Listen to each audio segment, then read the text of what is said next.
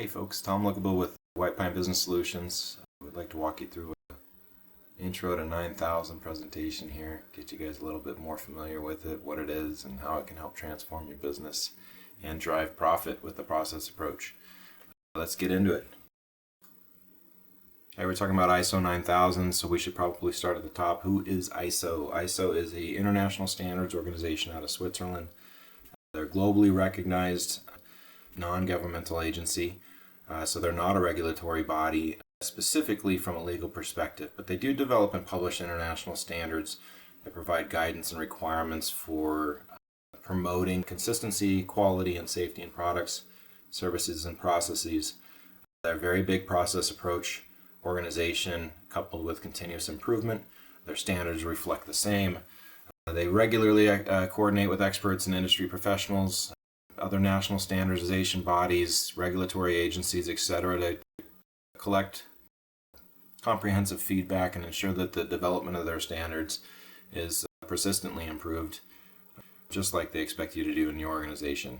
They do have very specific standards for some industries, and some of their standards cover things like environmental management, information security, and social responsibility. Specifically, ISO 9000 is very focused on a quality-based approach to ensure the conformity of products and services within your organization. Well, we're talking about an intro to ISO 9000. We should probably talk a little bit about it. Let's get into it. It's ISO 9000 is the kind of the leader of a family of standards. It is not a certification standard itself, so you can't be certified to ISO 9000. Your certification would be to ISO 9001.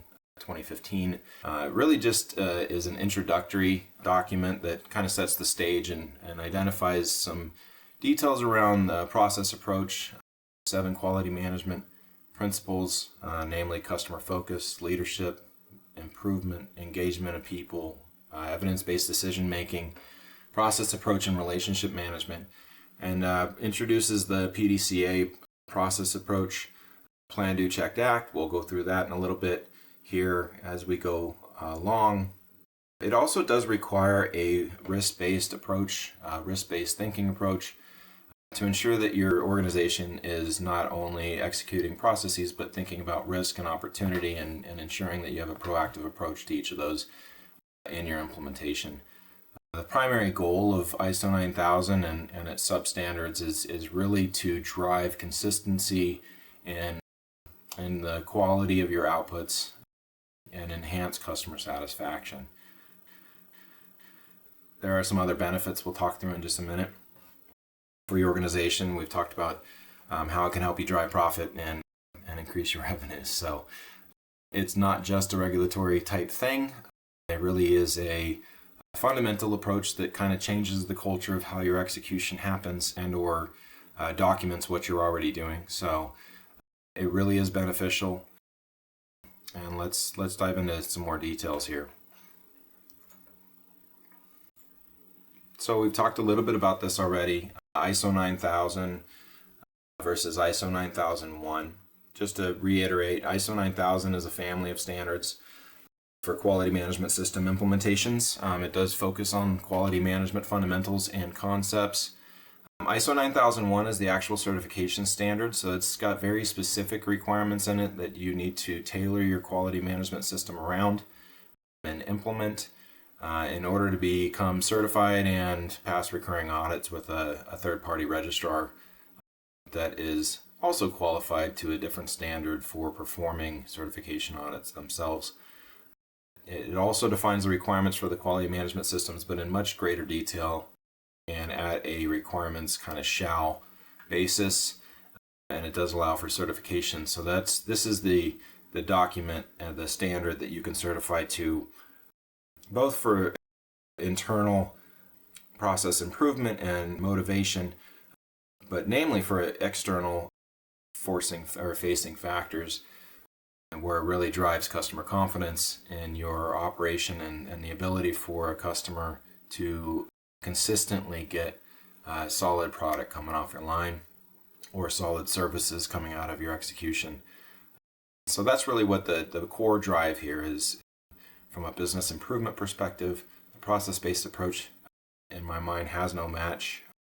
It's the only way to drive consistency and repeatable continuous improvement in controls.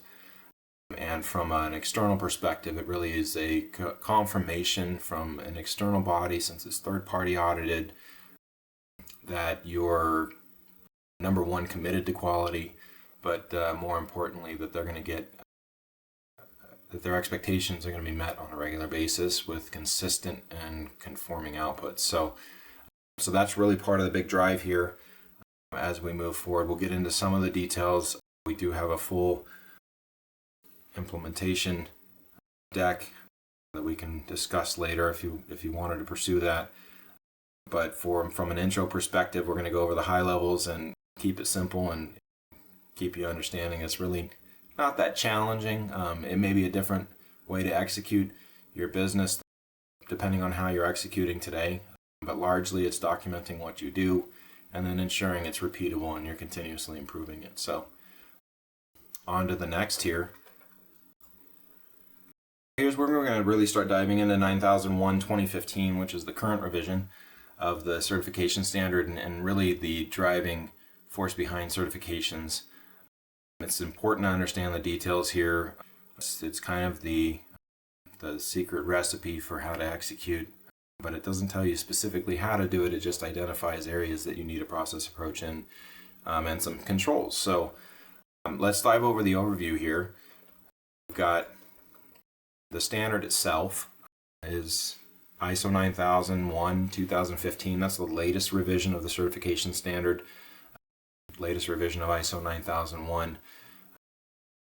It is probably one of the most prolific standards out there in industries, products and services based. So as I mentioned before, it doesn't tell you how to execute. It does provide a framework for execution. So it doesn't specifically say, hey, you need to execute that widget before this widget and define your processes for your product execution yourselves. What it does is it provides a framework to implement effective quality controls and management for that process, however that process is best suited for your organization, and ensure that you're continuously improving that process both through controls and improvement actions. So that's really functionally what the standard is. It doesn't get into the details of how. It just tells you what you need to do in order to be certified. And frankly, the certification recommendations or the requirement recommendations are sound and really do help your organization if you decide to implement them. I've mentioned there's a certification opportunity. It really just establishes your commitment to quality internally and for your customers. You could implement this and not get certified. You'd still get benefits out of it, presuming that you implement effectively. The process-based approach in general is a really solid approach and a great way to execute a business, especially since business is kind of a system of processes, which is part of what we'll get into here in a minute. So let's talk a little bit about a quality management system. I have mentioned it a couple times here. If you don't know what that is, or you've probably heard it out there, QMS, quality management system. Functionally, it is a structured system that ensures that your outputs are meeting quality performance and customer requirements. The components to it are processes, procedures, resources, documentation, and measures. Again, the standard talks you through how to develop this, what it needs to include at a minimum, and how you need to document, and what evidentiary support you need in order for certification. But functionally, the goal of the QMS is to enhance your customer satisfaction and deliver products and services that meet or exceed expectations. So functionally, as a QMS, that's how we structure that. It's kind of the mechanism and the system and the overlay that's sitting on top of how you're executing your value conversion and really trying to drive quality into the outputs. Make sure that you've got a consistent quality output so that when your customer orders a lot of, say, boots, they know that they're going to get the same boots they got last time, or slightly improved, right? And then that slightly improved goal is probably always there, but there's that consistent output where, because you're certified and because you have the standards process that drives consistency and it drives controls into your organization to make sure that you're not straying in any of those individual processes that affect quality, they know they're going to get a consistent output. So that's really a big driver here. But how else does it help? So we talked about customer satisfaction and loyalty. A large part of what we just talked about really drives that. Your decision-making processes are enhanced through using a process-based approach. It means you take the same data, requirements for each decision, and this is not global. It doesn't mean you can't make a decision outside of the QMS, but when you're making a decision that's related to quality and the quality of your products or your services, or the development of them or the production of them, the process-based approach ensures that you're fundamentally taking the required inputs, that you're making a solid decision based on data that helps you drive changes and or implement decisions into your organization, and then follows up and makes sure that they actually executed the way that you wanted them to. So that helps drive the decision-making process. From an operational effectiveness and efficiencies perspective, the process-based approach is the way that organizations get consistency in not just the output of your value creation, your boot deliveries, or whatever it is that you're executing, but the effectiveness and efficiencies really come in when you standardize the processes that are used to create them. So by standardizing process, you've now got, a flow chart and a mechanism that you know that you're consistently doing it the same way all of the time. You can train really easily to that. You can look at that process and start gathering data on that process using either PDCA or a Lean Six Sigma approach, whatever process works for you from a continuous improvement perspective. But it gives you the ability to actually dive into those processes and identify delays and or which steps are creating extra work or rework or defining an output incorrectly that the next step has to then correct or is making it through to your customer as a deficiency, which is obviously against the goals of what we're trying to do. But by making that process effectivity means that you're achieving your goals, right? And the efficiency is really getting all of the waste out of that system as well. And so as you eliminate rework and you eliminate these kind of stray process items where you've got a couple different people that are doing it a different way, all of that drives inconsistencies and uncertainty. And so as you eliminate that, not only can you train better, not only do your employees have a better knowledge base to work from, but you actually start removing costs, whether that's labor or materials, out of your processes as well. So it really is a solid approach. I've been implementing a process-based approach through both PDCA and Lean Six Sigma for a long time. Our group has actually generated a little over $250 million in savings by implementing this same approach. So it works. And standardizing the processes is the first step. So going on to next benefits, competitiveness. Obviously, if you have a higher quality product and you've now got a more efficient and effective operational process or development process, you can, number one, price challenges are easier for you to maintain because you're more cost effective and you can execute more efficiently. Customers get quality. If your competitor is not as consistent in their execution and their products and services don't come out the same on a regular basis, you've now got a fairly substantial competitive advantage. And by certifying to ISO, you're confirming that you already are achieving those goals. So, and that you've maintained a commitment to continuously improve on achieving those goals. So from a competitiveness perspective, it does provide a decent increase. And in some cases, at least puts you on a level playing field with other folks that have already implemented ISO. So that is another big strong suit.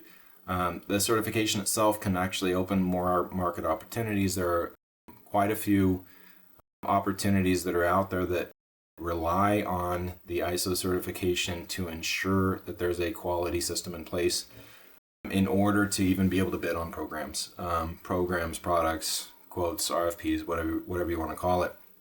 And so without the ISO certification, those markets are simply closed to you in a lot of cases. So from a risk management perspective, since it requires a risk-based approach, as you're defining a process, you're expected to kind of look through all of your requirements and start determining what can go wrong in those requirements. And so that's really what we mean by risk management. It's looking at each of your business activities internally and externally and making sure that you're identifying potential risks or things that can go wrong and or opportunities, which is uncertain events that go in the right direction. And obviously opportunities for improvement are also another major thing to consider when you're looking at your business execution.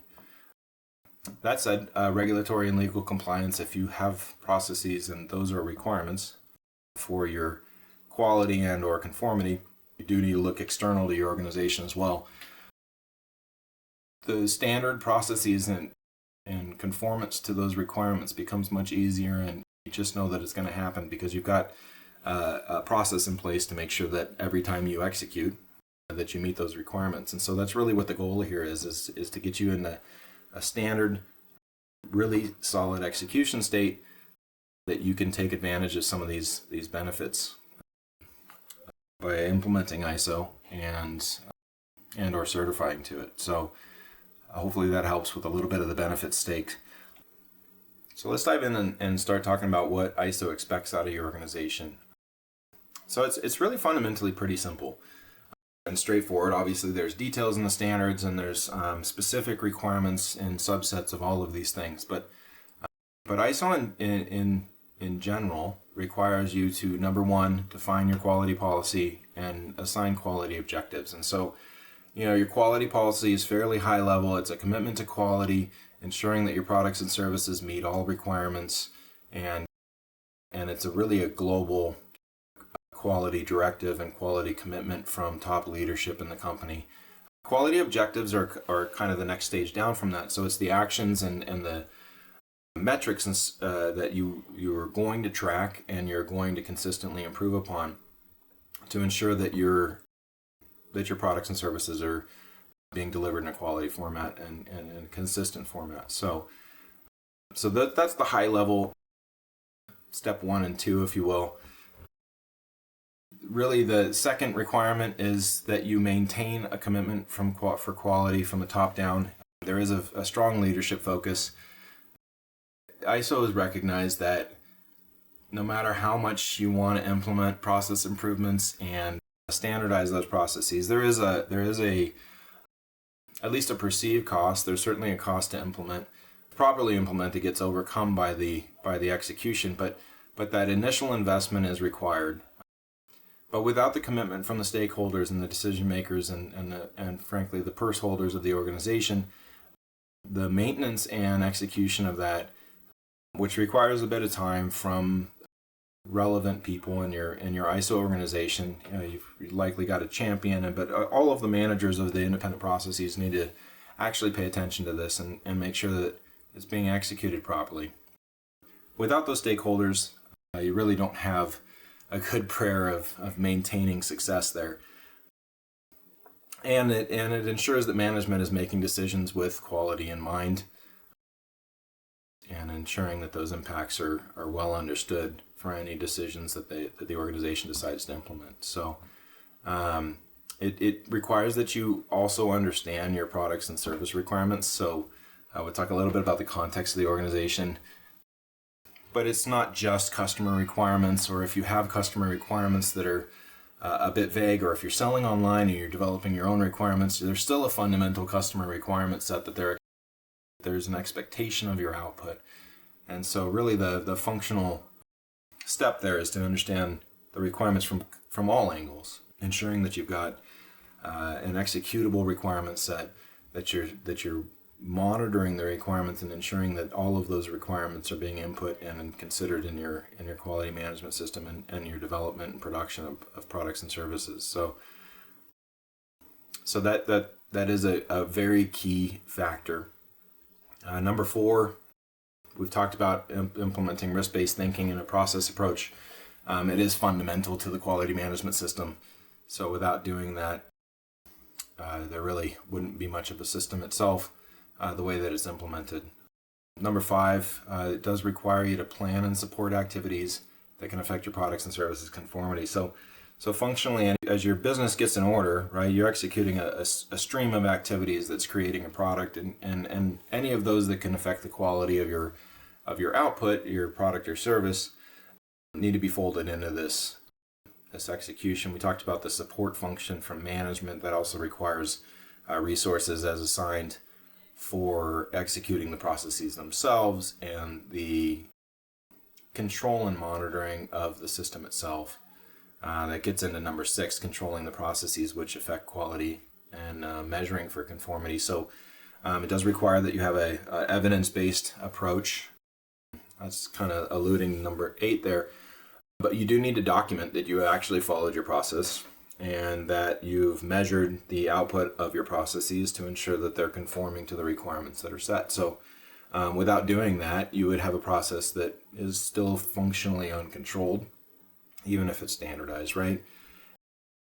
And so you do need to control your processes and measure for conformity. It's some fashion, and certainly at certain major milestones and largely on outputs. But you don't want to catch all of your nonconformities at an output only stage, right? So you want to make sure there's checks and balances throughout the system to make sure that you're properly controlling the processes, and then number 7, continually improving these processes. So as you find defaults or defects or efficiency opportunities, the expectation is that you will take action to improve those. So there is a recurring maintenance requirement of ISO. But again, the cost benefit on this, if it's effectively implemented, is definitely positive. So we've seen very good ROIs from it. It's a very good process to actually execute all of this. And just to double tap on number 8 there, documented evidence is required to make sure that you are executing all of the above steps. And so those are the things that your auditors, the registrar auditors or third-party auditors, or your internal auditors, which is a requirement for the standard, is that you actually audit and measure your system itself. And so that evidentiary support is the documentation that shows that you are not just doing it, but regularly doing it and executing the requirements of the standard. So that's really, in a nutshell, the expectations.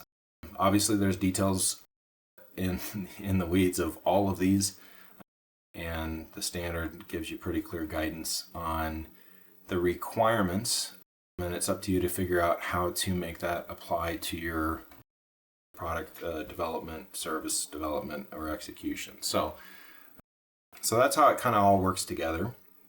Hopefully you understand this is not an unrealistic expectation or a overly abundant requirement set. So it's really things you're very likely doing most of already.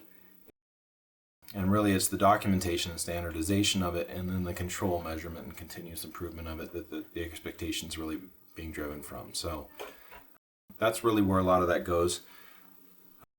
We talked a little bit about business value creation. I guess I really didn't talk about it in those terms yet, but functionally, as you know, I mean, as you think through it, every business is a collection of processes, whether you have them documented or not. You get an order, that order goes to somebody who does something, maybe kicks off a production line or implements the development of a service, and then that takes to the next stage. Then it goes to somebody else to do some execution, right? So functionally, this graphic is just kind of helping identify that every business is a system of processes, whether you realize it or not.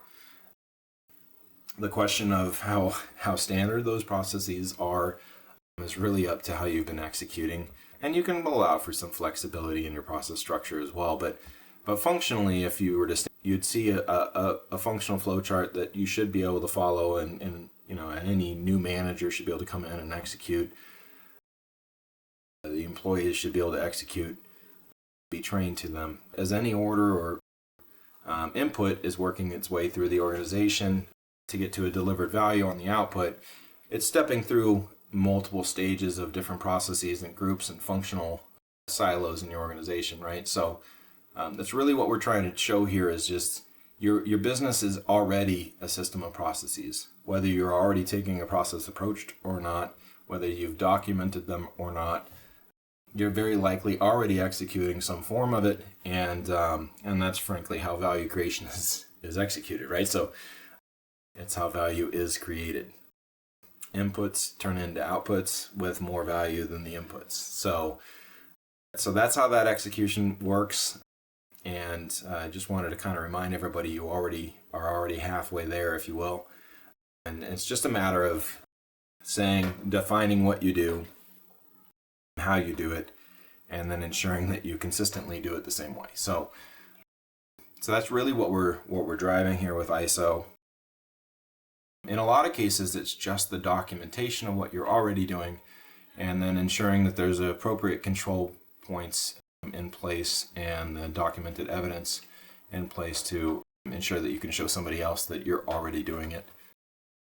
But it also helps you define it so that you can continuously improve it and ensure that it's repeatable. So let's talk a little bit about the process focus itself and why it's important. Well, so we just went through the last slide where we're talking about the fact is that every business is a collection of processes, and that you probably are already executing a process-based approach, whether you like to or not, or whether you know it or not. And the fact is, by standardizing it and controlling those processes, you can actually begin to have the opportunity to really improve them from a strategic focus.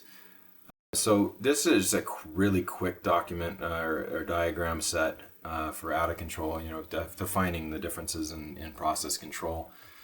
So, quickly looking at that left bullseye there, if you're running a process and your outputs are kind of scattered all over the map, sometimes you get it right, sometimes they're close, but they're kind of all over the place. But if you look, the distribution isn't formatted in any shape where you can really move it left, right, or up or down in order to improve it, right? And so the inconsistency in the output itself means that the continuous improvement opportunities are difficult, much harder to implement, and frankly, if they're not controlled today, even if you implement a solution set to say solve that lower right one, the fact is it's probably not going to be consistent enough for it to be a solution set for that lower right one the next time it would have been that, right? So by controlling your processes and ensuring that it's executed the exact same way each time by, across different employees and across different users and across different departments, no matter who's doing it, if you've got that properly documented, properly standardized, and properly controlled, now you've got consistent output. And so you'll see in that center diagram there that consistent output isn't exactly on target, but it's improvable now. So now you've got them clustered, they're all together, and you can move it down and to the left a little bit through some process improvement actions.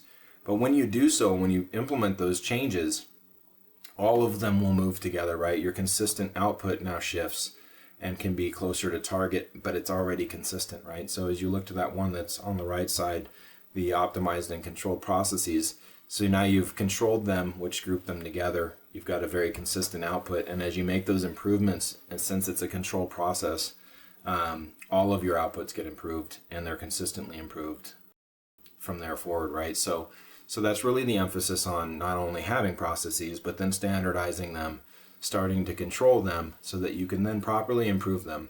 And this is where, core efficiencies come in, right? You've got a much higher level of quality going out, much more consistent results going out. But because everyone is standardizing the way that they execute products and services, and because you're controlling that process and ensuring that they're doing it the way that you've defined to do it, those improvements really can stick and become something that is just inherent in that process itself. And so your outputs become more standardized and then optimized with a higher level of quality on a regular basis, and they just maintain consistency. So that's really the focus on this process approach, and why we focus on controlling processes and optimizing them. And so the continuous improvement is embedded there, but it's maintainable. So improvements that are made stick. So how do we do some of that? So the process approach itself at a very high global level, really the fundamental process approach that ISO likes to speak to is the PDCA cycle. Functionally, it's planning an activity, then doing the activity, then checking the results of that activity and then acting on the results, right? So you standardize it, you execute it, you execute your plan. When you're planning, you think through risk items and what can go wrong and what some of the opportunities might be. But functionally, the really the key here is that the more you do the plan, do, check, act cycle, the better your processes will get, because each time you see something stray in a different direction, you put a new control point or a new change to the inputs into that process to eliminate the possibility of that happening or minimize its occurrence, right? So as you do, then you check and make sure that you're identifying trends and patterns and determining the root cause, not just the deficiency itself, but why it happened, where it came from. And then if you take the action to eliminate the variability that drove that output, right, the root cause itself, and then you drive that back into your planning session or your process itself, and that theoretically shouldn't occur again, right? As long as you have proper controls. I mean, nothing is 100% in any execution, because human and machines are involved, and that is how it is. But the tighter, the more times you go through this cycle, and the more consistent you're checking and measuring the conformity of your products or your outputs from any given process, and the more you standardize it and execute those improvements within your process, obviously it's going to improve, and you're going to start eliminating some of the non-conformances that you saw before, which then eliminates work and or inconsistent output to your customers, right? So really functionally, I'll leave the slide up for just a second in case you wanted to look through any more of the sub-bullets here, but functionally it's really just the concept that you need to plan for what you're going to do.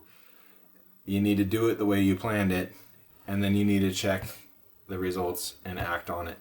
And as you cycle that back through, you will continuously improve over time, kind of inherently. So that's really the big process focus goal here, is to get it standardized, to get it optimized, so that you can consistently deliver quality products on the back end. All right, so moving on, we'll talk about risk-based thinking a little bit here. Maybe in a little bit more detail. We've already kind of mentioned that the standard expects you to have a risk-based thinking approach to make sure that your quality management system is not just reactive but proactive. And I guess we'll talk a little bit about risk itself and some of the goals of the risk-based approach. Realistically, risk is inherent in anything you do. It's just the definition of uncertainty, where you don't know which direction something's going to go, but it could go in the wrong direction, right? Which would be the risk side. Opportunities would be the other, right? So you're running a process. If you've left something uncontrolled, there's an uncertainty involved in the output, and in some cases it will go in one direction, and in some cases it'll go in the other. And so really the goal here is to start identifying where that uncertainty lives within your system, and to take advantage of the opportunities and then control them so that it stays on that side, and really plan for risk, ensuring that you're thinking through the types of things that can go wrong. To give you an example, on a manufacturing line, if there's two sizes of screws sitting next to each other, is there an opportunity that particular operation, the production tech might grab the wrong size screw, and you end up with a product with the wrong size screw in it, right? So it's little things to think through as you're going through your process, to make sure that as you're planning your execution, that not only is it standard, but that you have thought through the things that might go wrong and at least attempted to mitigate them in your planning. So as you adopt that risk-based approach, it allows you to be much more proactive in the execution. So we talked about plan, do, check, act, right? So imagine if you took no risk-based approach. That cycle starts with lots of uncertainty that you're not controlling already, right? And so the goal is to kind of think through that, get in front of it, and prevent some of those non-conformances that would have happened otherwise. And even if you're doing plan, do, check, act properly, and you're improving them after they happen, the fact is you already had the non-conformities, right? And so you're not going to be inherently able to plan around all of them.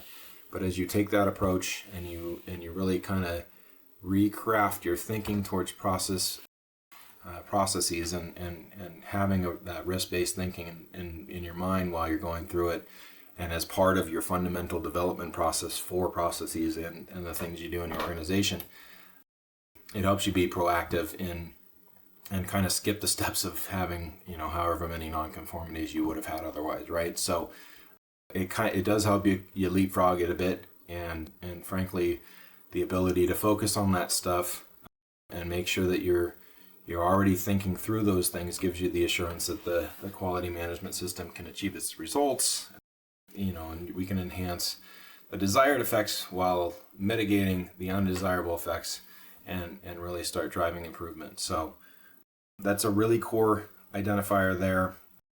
You'll see on the graphic to the right there, it's identify risk, control risk, assess the risk, and review control. So it's similar to the Plan, Do, Check, Act. It really runs coinciding hand in hand with your planning and the expectation. Although risk management is not an independent documentation requirement, the standard does require you to take a risk-based approach in your execution. So keep that in mind.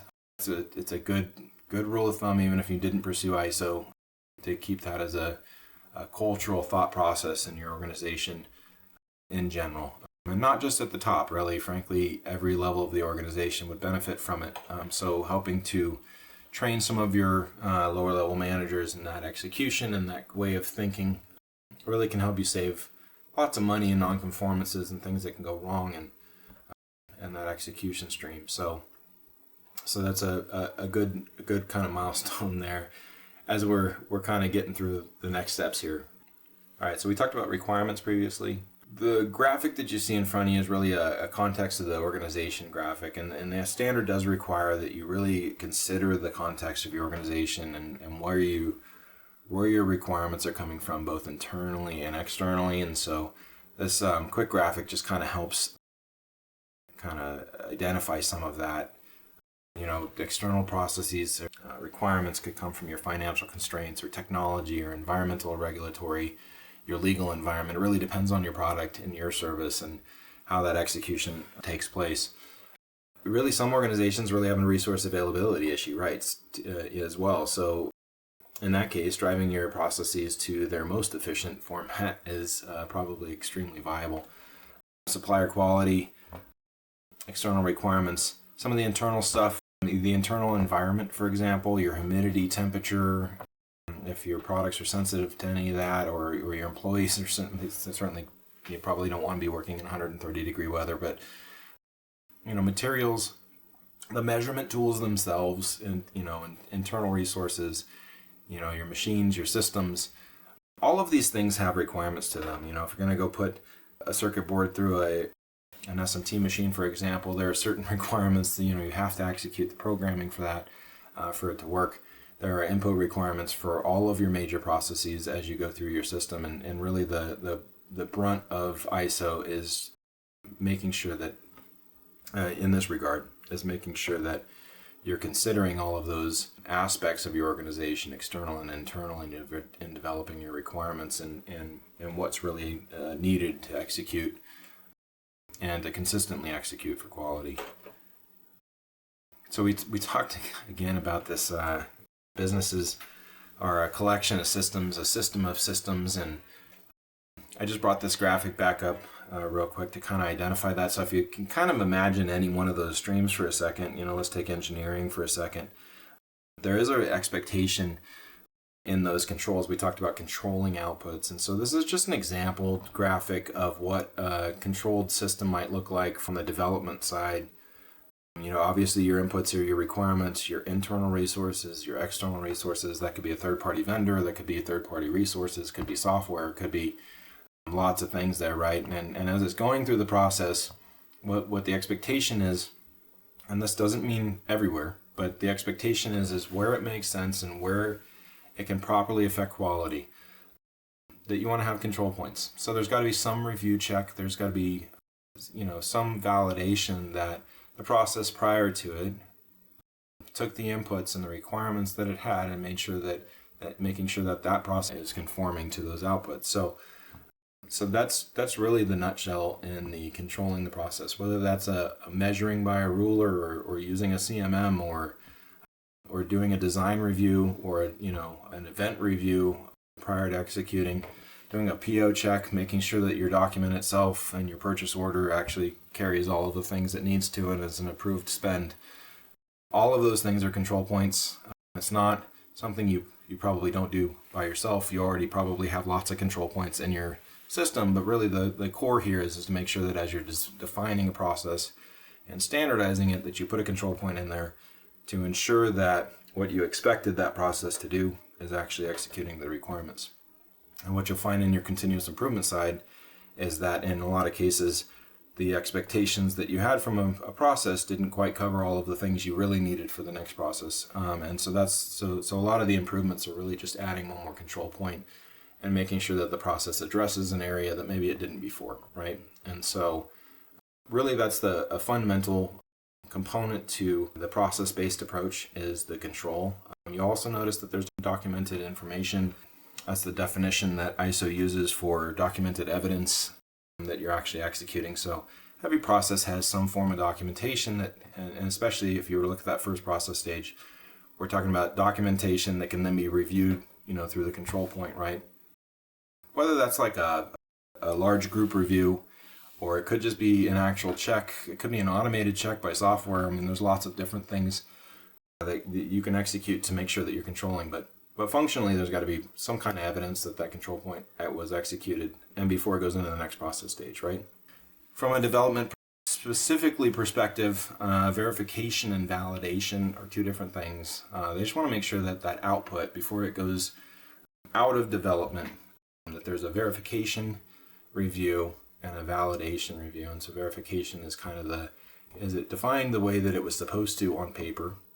Did it meet all the requirements on paper? And then validation is really, does it in real life meet the requirements of the intended use case, right? So let's just take those boots for example. So if your input requirements didn't include that it needs laces, right? And you put a bunch of holes in there for laces and you get through that process, from a verification perspective, you might look at that paperwork and say, hey, it meets all of its requirements. It's got all of the eye holes that we said that we needed and all of that. And then the validation would identify that it's fallen off people's feet when they put it on, right? So that's just a very overly simplified example, but there is a requirement for verification and validation in your development, just to make sure that not only did you do it the way you were supposed to, but it actually produced an output that meets the intent of the original inputs, right? So that's really what that means there. Not to overly elaborate on it today. But let's talk a little bit more about the benefits themselves. Customers get quality products and services, right? We're talking about extending adoption, more recurring orders. They become evangelists potentially to start telling other people to buy your stuff. There's lots of great benefits from having a high quality product and service, especially if you can do it efficiently and effectively. And so that's really where that next bullet comes in. By optimizing your processes after you standardize them, right, it allows for lower costs and cycle times and frankly higher capacity, because if you can execute more efficiently on each process, now that same resource pool, that same environment can now potentially produce more than it would have otherwise in the same time frame, right? And so there's really a good extension of benefits that only continue over time as you further improve your execution. But since you're going to be, you've got happier customers and you're driving adoption, and you've now opened new market opportunities, right? You may very well need that higher capacity to drive extended revenue and keep your profit margins where they really optimally want to be. So it's all in the right direction there. It also, we mentioned a little bit, but it really does help in training your employees. Everything becomes easier to train, right? You've got a very consistent, documented way of doing things. And so instead of it being necessarily like an on-the-job training with a senior person who's showing them specifically how to do it, and they have to do it over and over again until they really get the vibe for how it was being executed, and frankly, still probably missing a few things that they didn't realize were important. Now you've got it standardized. You can train to it. There's a knowledge base for them to be able to reference and kind of go back to as they're executing, especially early on. But also as you make changes, you can make that change in the documentation. That documentation needs to be readily available anyway. it now is a knowledge source for your existing kind of more senior folks to know that there was a change and we're not doing it that way anymore. We've made these modifications, and you can just have a quick training session on that documented change in these processes. So training becomes not only more effective, but frankly less expensive and more standardized. It's it's hard to improve things that you aren't measuring, right? So you can inherently say, hey, I want quality to go up, but if you don't start measuring the aspects of quality and the things that can go wrong with your quality, it's very difficult to improve it, right? So that process-based approach with the measurement standard in there is really a big boon for actually implementing a continuous improvement program and helping you improve your organizational outputs for your customers and for your efficiency's sake. If you implement improvements, has been shown time and time again, improvements that are implemented in a process that isn't controlled tend to revert back to their original state fairly quickly. In a lot of organizations that I've some process improvement studies with, those improvements that they were making, some of them they had made the same improvement, every 3 months they'd make the same improvement because they weren't controlling the output. And so everybody's on board and they start doing it the new way. And then slowly over time, the fact is people just inherently, drift a bit. So without it being standardized and controlled, you can't just then work on the next level of improvement, because now your initial improvement's starting to fail in its results. So it really does help quite a bit to make sure that you've got the proper controls in place as far as your improvements go, and you'll see a major breakthrough in your improvement ability if you do so. We talked a little bit about more market opportunities. I don't think we need to elaborate on that. I think it's pretty wide open that there are requirements for that level of activity, and ISO certification is a requirement to even bid on some jobs. And operating with a risk-based mindset, we've talked a lot about that in a couple slides back there. The fact is it allows you to be more productive and responsive, right? So if you're out in front of your issues, as opposed to waiting for them to happen and then taking action, really drives lower cost, delivery time, higher quality, just a global benefit to taking that approach and ensuring that you have a risk-based culture. Let's talk a little bit about the steps that you would take to get certified. What if you're just starting out today? What does it look like? How does it go? Where's the process run, and how do you actually execute to the certification? So I think number one, you're taking a very good first step. You're getting the intro out of the way, right? You're getting a little bit of education. The next step would be to educate on the specific requirements within the ISO 9001:2015 standard. We can assist from that, but there's lots of resources out there. You can buy the standard yourself and assign a champion and have them go through that. The next step would be to perform a gap audit to the standard. This is really a process where you go through, you identify all of the standard requirements, you go start sampling your processes around your organization or throughout your organization for all of the processes that have an effect on quality and the output of your products and services, or the quality of your conformity to any of your external requirements as well. And that can be completed internally if you have the skill sets and the knowledge base. So your ISO champion can do that through either some external training or self-study or whatever the case is. You're more than welcome to do that audit yourself. It's really often useful to have somebody that really has some skills and experience with ISO to come in and take a look, understanding where a registrar is going to be looking and what type of documentation is required, and be able to provide some guidance on how to improve those steps and findings out of that audit. The next step would be to implement your actions. Obviously, if you've got shortcomings in your gap audit, that's the whole point of it, is to identify and focus your activities around what really needs to happen so that you can get certified. And this process can be relatively quick, or it can be over time. It really depends on how many resources and what your timetable wants to look like. But it's often completed internally. And even if you go to an external consultant for your gap audit, a lot of times the implementation of recommended actions, where your managers are really diving in. Because you really don't want a third-party person independently telling you how you're going to run your organization, right? And we talked a little bit about ISO being a standard that really wants you to document how you do what you do. It doesn't tell you how to do it, right? It just requires certain things to be present. So you really want your organization, the folks that are going to be responsible for these processes, those are the folks that you really want to be the ones that are deeply involved in generating these documents and the processes included. So if you're going to use external resources for that, that's fine.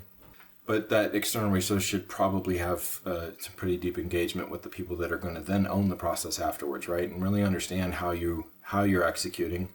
And in a lot of cases, it's much more efficient to use that external resources as a guidance kind of a role to help your managers execute and help your ISO champion, your quality manager, whoever it is, identify and work through their process and make sure that it's something that's effective and sustainable, especially since they're going to own it afterwards, right? So once you've gotten through all of that, and if you've got a lot of actions, I mean, you really want that control point. You gotta go double check and make sure that you, after you've implemented the actions, that you actually now meet the standard in those areas.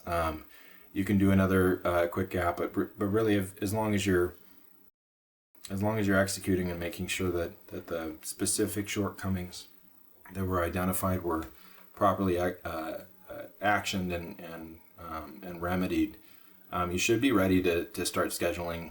The certification does require a registrar audit. There's a number of them. It's not just one entity.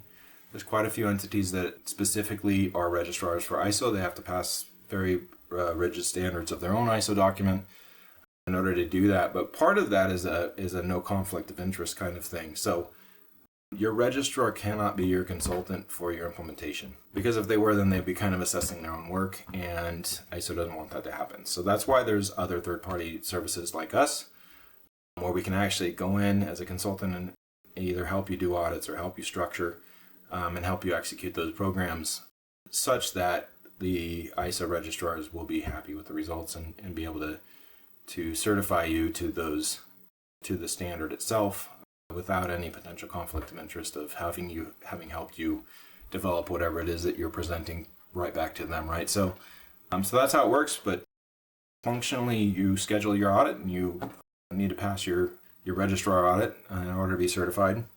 And then there's a recurring audit schedule beyond that. So they'll very likely find some minor findings, hopefully no major findings, but it's also not a format where they just say you failed and you're done. They'll give you findings, and then you need to document your corrective action path towards mitigating those findings. And once you've done that and you've answered those sufficiently, you'll generally be certified after that. So that's kind of how the process works towards getting certified and what it looks like. Now I've seen that done in 60 days from start, 90 days from start, but there's also companies that work for a year on it. So it really depends on, like I said, the magnitude of the work that's involved, where you're at as an organization, how much you need to structure in order to get it done, and then how quickly you really are looking to get certified. Keeping in mind that while you're implementing, all of those other benefits that we talked about from a process approach are all still, functionally there. The certification itself isn't what saves you money. The system itself is. So there's still benefit in those longer term executions.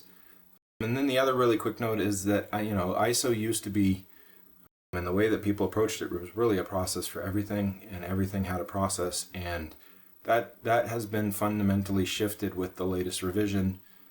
ISO really attempted to get out of that mindset a bit, and so really it is a requirement to have processes and control processes that very specifically affect your quality, right? So there are requirements for development. There are requirements for measuring and for producing your products and services, including post-delivery support.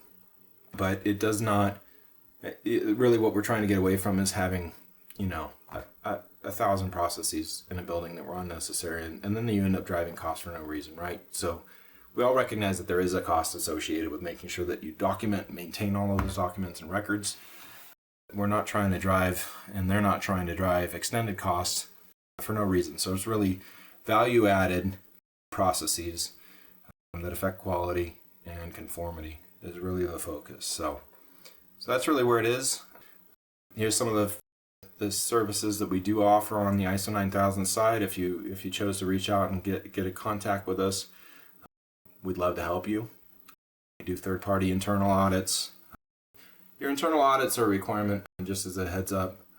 You do need either an internal auditing body, a group of people that you've trained internally to regularly audit your QMS, or you need to have third party come in and do that for you. But it is a requirement of the standard. If you chose to do the internal auditor side, we can absolutely come in and help train those auditors and give them a basis for their auditing of your QMS itself. We've got a fairly in-depth, actually a very detailed in-depth run-through training session for all of the requirements of ISO 9001, 2015. We can do that as group training. We're getting to the point where we'll have that delivered as an online platform too for individual licensees. We can help with registrar audit prep and quick assessment. This really comes in really helpful for organizations that maybe are already certified and as their audits coming up, they're realizing that they haven't done any of their audits this year, and they may have, some known defects and things that are going to be problematic for recertification audits. So what we would do in that case is come in and perform a fairly detailed audit, and it would help them identify all of those functional areas that need correction. And as identifying those as internal corrections and starting to work on them with corrective action plans and showing progress towards those, then you're well within your execution and requirements of the QMS itself.